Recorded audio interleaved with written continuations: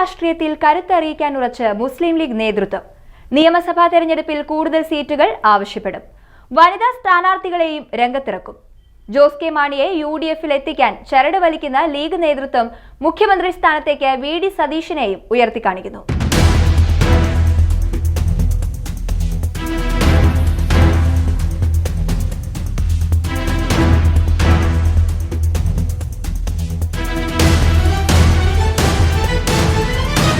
തദ്ദേശ സ്വയംഭരണ തെരഞ്ഞെടുപ്പിൽ നേടിയ ഉജ്ജ്വല വിജയത്തെ തുടർന്ന് കൂടുതൽ കരുത്തറിയിക്കാൻ മുസ്ലിം ലീഗ് നേതൃത്വം. തങ്ങൾക്ക് കൂടുതൽ സീറ്റിന് അർഹതയുണ്ടെന്നും മാറിയ സാഹചര്യത്തിൽ UDF അത് നൽകണമെന്നുമാണ് മുസ്ലിം ലീഗ് സംസ്ഥാന അധ്യക്ഷൻ പാണക്കാട് സാദിഖ് അലി ശിഹാബ് തങ്ങൾ നയം വ്യക്തമാക്കിയത്. മുസ്ലിം ലീഗിന്റെയും കോൺഗ്രസിന്റെയും സീറ്റുകൾ വെച്ചുമാറണമെന്ന നിർദ്ദേശത്തെ അദ്ദേഹം തള്ളിക്കളയുകയും ചെയ്തു. സാധാരണഗതിയിൽ വടക്കൻ ജില്ലകളിൽ മാത്രമായി മുസ്ലിം ലീഗ് ഒതുങ്ങി നിൽക്കാറാണ് പതിവ്. തെക്കോട്ട് നാമമാത്ര സ്വാധീനം മാത്രമാണ് ലീഗിനുള്ളത്. അതുകൊണ്ട് തന്നെ തെക്കൻ ജില്ലകളിലെ പല UDF ഘടകകക്ഷി നേതാക്കളും അർഹിക്കുന്ന പ്രാധാന്യം മുസ്ലിം ലീഗിന് നൽകിയിരുന്നില്ല എന്നതാണ് യാഥാർത്ഥ്യം. വടക്കൻ ജില്ലകളിൽ തങ്ങൾ വിജയിക്കുന്നത് ലീഗ് പിന്തുണയോടെയാണെന്ന് വിസ്മരിച്ചാണ് UDF-ലെ പല ഘടകകക്ഷികളും തെക്കൻ ജില്ലകളിൽ ലീഗിനെതിരെ പ്രതികരിച്ചിരുന്നത്. മുൻപ് RSPയുടെ നേതാക്കൾ ഈ വിധത്തിൽ മുസ്ലിം ലീഗിനെ വിമർശിച്ചത് ഏറെ വിവാദമായിരുന്നുവല്ലോ. കൊല്ലം ജില്ലയിൽ ജയസാധ്യതയുള്ള സീറ്റ് വേണമെന്ന ആവശ്യം മുസ്ലിം ലീഗ് മുന്നോട്ട് വെച്ചതാണ് RSPയെ പ്രകോപിപ്പിച്ചത്. ഇതിനു മുൻപ് തങ്ങൾ മത്സരിച്ചിരുന്ന ഇരവിപുരം മണ്ഡലമാണ് ഇപ്പോൾ ലീഗ് ആവശ്യപ്പെട്ടത്. കൊല്ലം ജില്ലയിൽ മുസ്ലിം ലീഗിന് UDF നൽകിയിരുന്നത് പുനലൂർ സീറ്റാണ്. ഇടതുപക്ഷത്തിന് ശക്തമായ സ്വാധീനമുള്ള ഇവിടെ UDF-ന് ജയസാധ്യത വളരെ കുറവാണ് താനും. കഴിഞ്ഞ തവണ CPI-യിലെ PS സുബാൽ ഇവിടെ നിന്നും 37,000 വോട്ട് ഭൂരിപക്ഷത്തിലാണ് വിജയിച്ചത്. പുനലൂർ മണ്ഡലത്തിൽ ഇനി മത്സരിക്കില്ലെന്നും ഇരവിപുരം മണ്ഡലം നൽകണമെന്നും ആവശ്യപ്പെട്ട ലീഗ് നേതാക്കൾക്കെതിരെ RSP നേതാക്കൾ രംഗത്ത് വന്നു.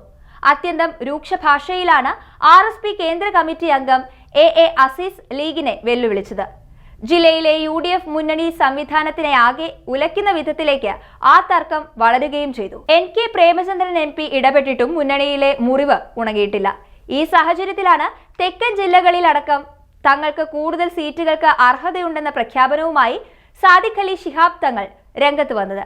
ഈ നിലപാടിന് സവിശേഷ രാഷ്ട്രീയ പ്രാധാന്യമുണ്ടെന്ന് രാഷ്ട്രീയ കേന്ദ്രങ്ങൾ ചൂണ്ടിക്കാണിക്കുന്നത് ഈ സാഹചര്യത്തിലാണ്. ഇത്തവണ വനിതകൾക്ക് കൂടുതൽ പങ്കാളിത്തം നൽകാനുള്ള നീക്കവും ലീഗിൽ ഉയർന്നു വന്നിട്ടുണ്ട്. മഞ്ചേരി മണ്ഡലത്തിൽ സുഹ്ര മമ്പാടിനെ മത്സരിപ്പിക്കാനും മറ്റ് ചിലയിടങ്ങളിൽ മഹിളാ ലീഗ് നേതാക്കൾക്ക് അവസരം നൽകാനും ലീഗിൽ ചർച്ചകൾ നടക്കുന്നുമുണ്ട്. കൂടുതൽ സീറ്റ് ലഭിച്ചാൽ മാത്രമേ ഇതെല്ലാം പ്രാവർത്തികമാവുകയുള്ളൂ. ഇത്തരം നീക്കങ്ങളോട് UDF-ലെ മറ്റ് ഘടകകക്ഷികൾ ഏത് വിധത്തിൽ പ്രതികരിക്കുമെന്നതും പ്രാധാന്യമേറിയ വസ്തുതയാണ്. കഴിഞ്ഞ തെരഞ്ഞെടുപ്പുകളിൽ മത്സരിച്ചതിനേക്കാൾ കൂടുതൽ സീറ്റുകൾ UDF-ൽ ആവശ്യപ്പെടുമെന്നും മുന്നണിയിലെ രണ്ടാമത്തെ കക്ഷി എന്ന നിലയിൽ അർഹമായ പ്രാതിനിധ്യം വേണമെന്നുമാണ് ലീഗിന്റെ വാദം.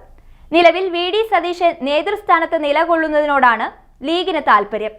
സതീശന്റെ നേതൃത്വത്തിൽ നടന്ന സംഘടനാ പ്രവർത്തനങ്ങൾ വഴിയാണ് തദ്ദേശ തെരഞ്ഞെടുപ്പിൽ ഉജ്ജ്വല വിജയം നേടിയതെന്നും സാദിഖ് അലി തങ്ങൾ കൂട്ടിച്ചേർക്കുന്നു. മുന്നണിയെ വിപുലീകരിക്കുന്നത് തങ്ങളുടെ കൂടി ലക്ഷ്യമാണെന്നും അദ്ദേഹം വ്യക്തമാക്കിയിട്ടുണ്ട്. കേരള കോൺഗ്രസ് മാണി വിഭാഗത്തെ ഇടതുപാളയത്തിൽ നിന്നടർത്തി UDF-ൽ എത്തിച്ചാൽ മധ്യ കേരളത്തിൽ അത് LDF-ന് വലിയ ക്ഷീണമാകും.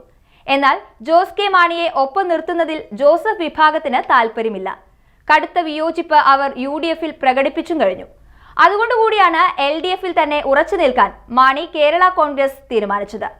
എന്നാൽ ജോസഫിനെയും ജോസ് കെ മാണിയെയും അനുനയിപ്പിച്ച് ഒപ്പം നിർത്താനുള്ള നീക്കമാണ് സാദിഖ് അലി തങ്ങളും മറ്റ് ലീഗ് നേതാക്കളും ഇപ്പോൾ നടത്തിക്കൊണ്ടിരിക്കുന്നത്. മുൻപൊരിക്കലുമില്ലാത്ത വിധത്തിൽ മധ്യസ്ഥന്റെ റോളുമായി മുസ്ലിം ലീഗ് നേതൃത്വം രംഗത്തിറങ്ങിയതിന് സവിശേഷ രാഷ്ട്രീയ പ്രാധാന്യമാണുള്ളത്. ഏതു വിധേനയും സംസ്ഥാന ഭരണം പിടിക്കുക എന്ന ലക്ഷ്യത്തോടെ ചിട്ടയായ പ്രവർത്തനം നടത്തുകയും തങ്ങൾക്ക് നേരെ ഉയരുന്ന വിമർശനങ്ങളെ കർക്കശമായി പ്രതിരോധിക്കുകയും ചെയ്തുകൊണ്ട് സംസ്ഥാന രാഷ്ട്രീയത്തിൽ തങ്ങളുടെ ശക്തി ഒരിക്കൽ കൂടി വിളംബരം ചെയ്യുകയാണ് മുസ്ലിം ലീഗ് നേതൃത്വം ഇപ്പോൾ.